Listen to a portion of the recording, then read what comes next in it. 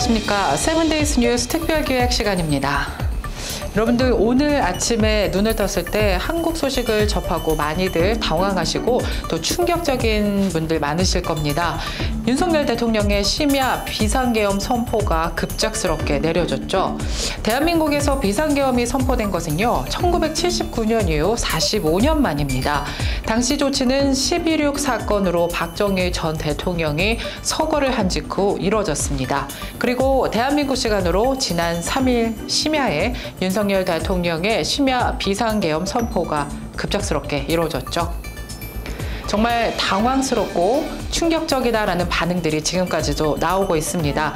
또 이와는 반대로 속이 시원하다라는 입장을 보이는 한인 동포들도 많습니다. 시카고 한인사회뿐만이 아니라 미주 전체 한인 동포들 사이에서도 이번 윤석열 대통령의 심야 비상계엄 선포는 정말로 너무나 예상치 못한 당황스러운 소식임은 분명한데요. 오늘 이와 관련해서 한국 정치 전문이신 백용종 객원 논설위원님과 전화 연결돼 있습니다. 좀 더 자세한 이야기 함께 들어보도록 하겠습니다. 안녕하세요. 예, 안녕하세요. 네, 미국에 사는 우리 한국인으로서 이번에 뉴스를 접하고 나서 굉장히 충격적이다라는 말이 많습니다. 어떻게 보셨어요? 예, 저도 아침에 일어나서 그냥 생활을 하다가 갑자기 소식을 듣게 됐어요. 그래서 굉장히 충격적이었죠. 그러니까 제가 굉장히 충격적이라고 하는 이유는 뭔가 하면 이 계엄령이라는 자체가 그냥 함부로 발동되거나 할 수 있는 그런 것이 아니거든요. 실질적으로 우리나라에서도 계엄령이 발동된 경우가 대표적으로 2번이 있었는데 2번 다 그 집권자가 자신의 정치 연장을 내지는 정권 찬탈을 목적으로 하기 위해서 계엄령을 발동한 경우가 2번 다거든요. 첫 번째가 이제 박정희 대통령이 유신헌법, 그러니까 자신의 그 평생 집권을 위한 유신헌법을 통과시키기 위해서 계엄령을 발동을 시켰고요. 네. 2번째는 이제 그 1979년도에 박정희 대통령이 시해가 되면서 계엄령이 발동이 되긴 했는데 전두환 정권이 그 계엄령을 이어받아서 계속 선포를 하면서 그 계엄령을 유지한 케이스, 그 2번의 케이스가 한국에서 대표적으로 이제 계엄령이 선포된 케이스였는데 그런 거 말고는 법적으로 네네. 계엄령이라는 것은 그러니까 이 헌법이랑 계엄법이라는 데 따로 정해져 있거든요. 네. 그러니까 전쟁 상태, 전시와 그러니까 한국에 전쟁이 발생했을 경우 내지는 그에 준하는 비상사태, 내란 사태나 이런 때에만 그런 국가 비상사태에서만 국가의 질서를 유지하기 위해서 군대를 동원해서 나라를 통제할 수 있게끔 국무회의의 의결을 거쳐서 대통령이 선포할 수 있다라고 법에 되어 있거든요. 네. 그만큼 아주 계엄령이라는 것 그 자체가 아주 굉장히 엄중한 사안이에요. 근데 지금 윤석열 대통령이 계엄령을 발동한 지금 현 상황은 진짜 누가 봐도 한국에서 그렇게 위험한 상황이 아니거든요. 네. 그 단지 이제 그 윤석열 대통령이 그 야당으로부터 많은 압박을 받고 있지요. 이제 자신의 정책이나 내지는 자신의 그 부인이나 아니면 가족들 문제 때문에 야당으로부터 많은 압박을 받고 있는데 그런 자신의 개인적인 문제 때문에 계엄령까지 발동한다는 건 이건 진짜 뭔가 좀 네. 굉장히 큰 잘못이고 해프닝이지 않은가라는 생각이 들어요. 네, 국민의힘 한동훈 대표도 이번 비상계엄 선포는 잘못된 것이라면서 국민들과 함께 막겠다라는 말을 했잖아요. 예, 맞습니다. 앞으로 윤 대통령의 이 책임론에 대한 이야기도 시끌시끌할 것 같은데 어떻게 보세요?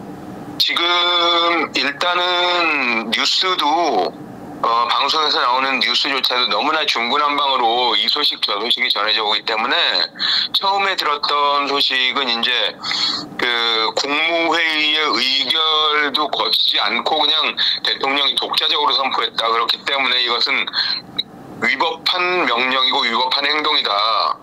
그렇기 때문에 계엄령 자체가 성립이 안 된다라고 네. 처음에 얘기를 했었거든요. 네네.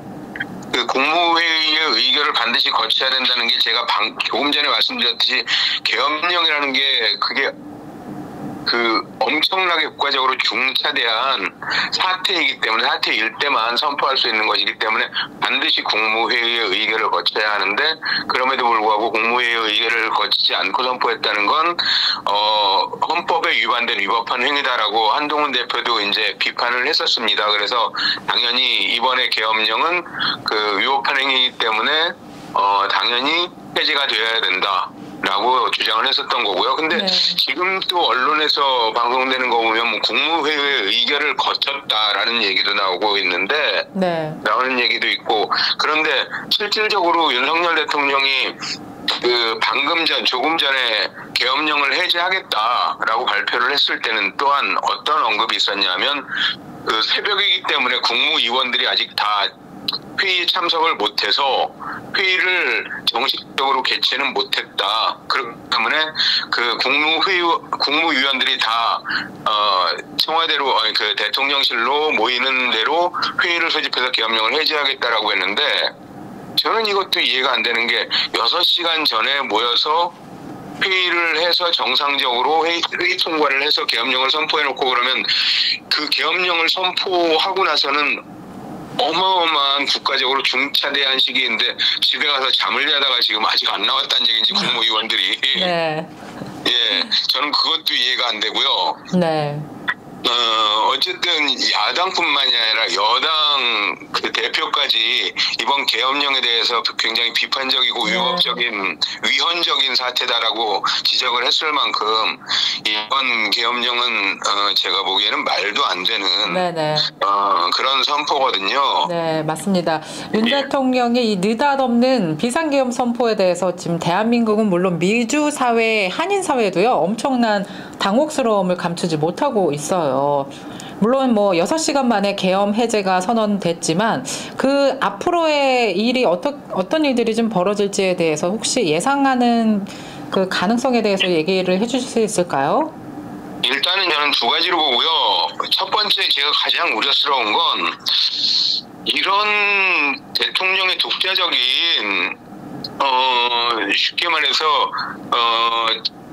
자기에게 압력을 가하는 야당에 대한 겁박이라고 보거든요. 이거는. 네네. 그러니까 지금 야당에서 대통령에 대해서 계속 그 압박을 가하고 있기 때문에 뭐 감사위원장도 그 탄핵을 하겠다 내지는 그 예산안도 그 통과를 못 시켜주겠다 뭐 이런 식으로 압박을 가하고 있기 때문에 야당에게 그 겁박을 하기 위해서 너희들 이런 식으로 계속 나를 압박하면 내가 어떤 사태를 일으킬지도 몰라라고 겁박하기 위해서 계엄 선포를 했던 것인지 네.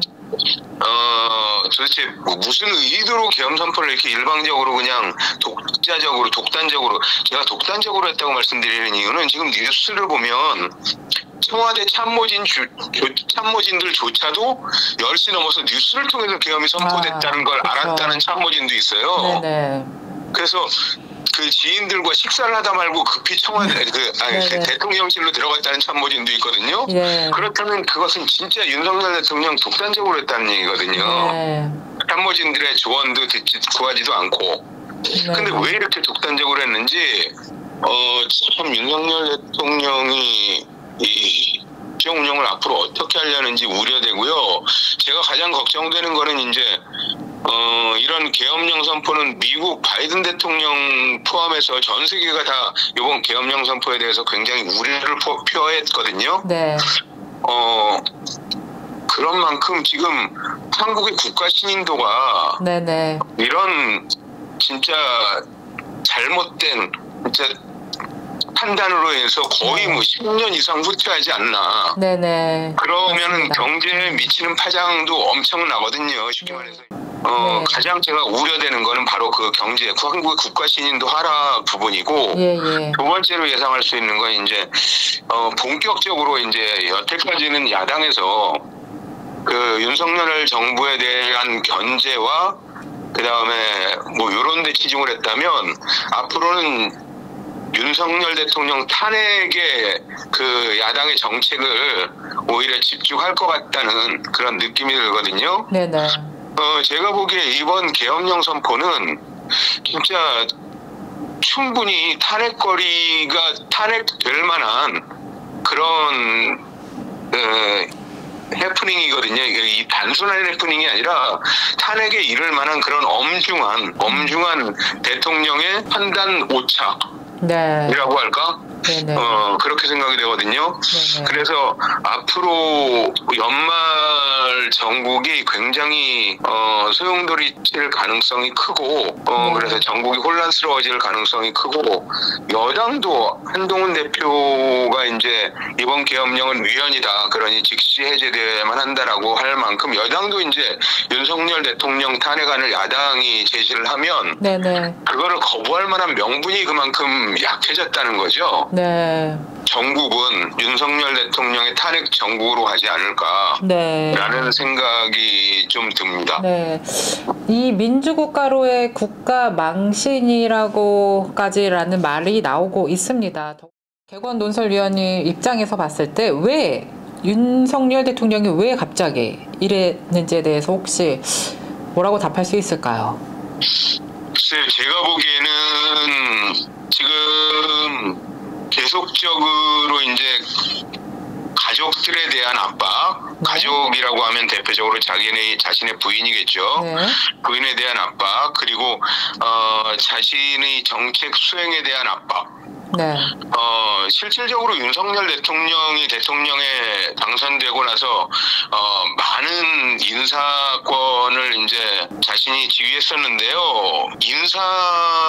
무슨 국무위원들, 장관들 인사를 할 때나 아니면 무슨 지금 대표적으로 감사원장도 마찬가지고 인사를 할 때마다 주변에서 조언을 들었다거나 하는 그런 게 느껴지지가 않거든요. 왜냐하면 너무나 주변에서도 진짜 이상한 인사다라고 할 만큼 인사가 만사라고 하는데 인사권을 너무 전횡적으로 휘둘렀던 주변에서 반대하는 사람까지도 전횡적으로 휘둘렀던 그런 상황이 있는데 야당에서는 계속 가지고 그런 부분에 대해서 문제 제기를 했었고 윤석열 대통령이 압박을 가했었고 거기에 대해서 윤석열 대통령이 자신이 그 일반 법무도 아니고 대통령이라는 입장에서 그렇게 만약에 야당의 압박에 대해서 투정 부리듯이 너희들 자꾸 압박하면 내가 계엄령 선포할 거야, 국회 해산할 거야, 뭐 이런 정도로 한 거라고는 대통령의 입장에서 그렇게 했을 리는 없을 것 같긴 한데 저도 대통령의 의중이 이번에 계엄령을 선포하는 의중이 뭔지 저도 판단하기가 좀 힘듭니다. 네. 아무래도 무엇보다 이제 국가적 손실은 정말 저희가 이제 앞으로 그 부분이 우려가 되는 것도 사실입니다. 그리고 지금 대통령이 비상계엄을 선포할 상황도 아닌 상황에서 또 그럴 권한을 대통령에게 부여한 것도 아니잖아요. 이런 상황에서 이제 앞으로의 이제 대한민국 윤석열 대통령이 어떤 책임을 질 것인지에 대한 국민에게 이거에 대한 좀 답을 내려주는 걸 또 기다려봐야 될 것 같습니다. 네, 알겠습니다. 오늘 이야기 잘 들었습니다. 지금까지 백용종 객원 논설위원님과 함께했습니다. 고맙습니다. 네, 감사합니다.